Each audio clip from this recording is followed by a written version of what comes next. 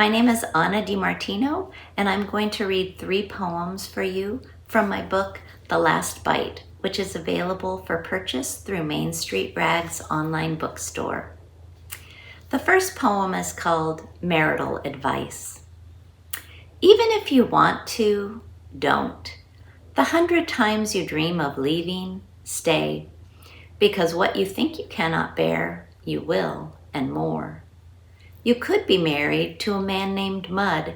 He lives in the brownstone at the end of the block, owns the only plow in town.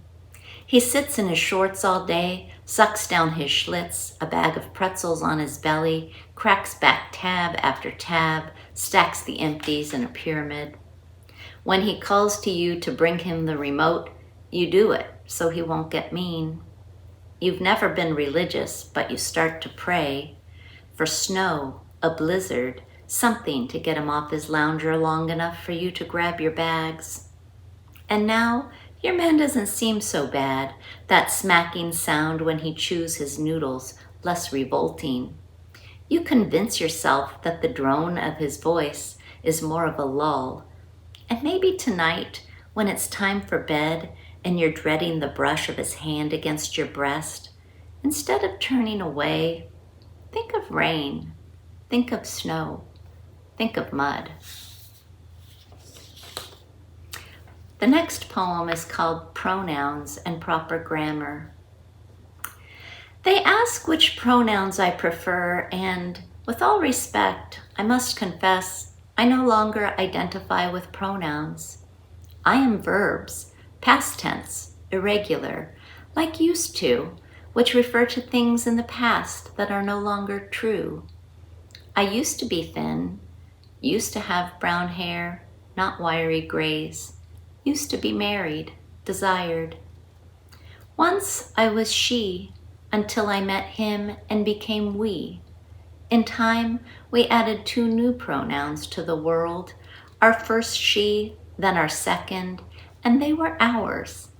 And we all lived together in a small bungalow, he and I and our 2 girls.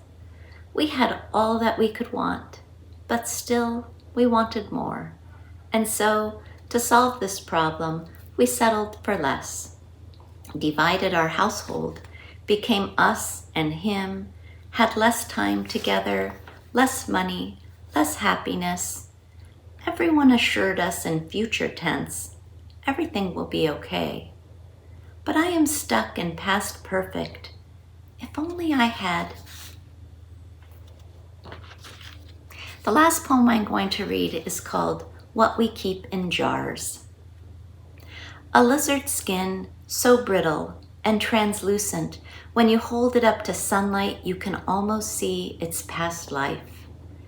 In the blue mason jar, shards of sea glass, buffed by grit and time, share space with small pebbles, and my daughter's baby teeth jumbled together in an old caper jar, to which I add my puppy's newly lost teeth. Each makes a plink as it hits the glass. A squat jar that once held the hearts of artichokes now holds fortunes printed in red ink. I take one, read it aloud to no one. Don't hold on to things that require a tight grip. How do they know, I wonder, about all my jars?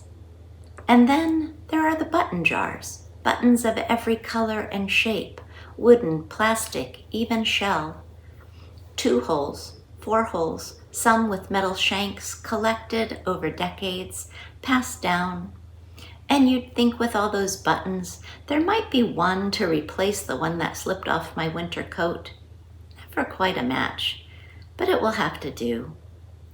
But the biggest jar holds all the coins, mostly pennies, and memories of my mother and her smile when she'd find a wheatback, how she'd turn it over in her hand, squint to see the date, explain how precious and how rare, and then return it to the jar with all the common ones, as if to say, none of it matters, and all of it does. Thanks so much for listening, and I hope you'll buy a book on Main Street Rag's bookstore. And thank you to Main Street Rag for publishing this collection.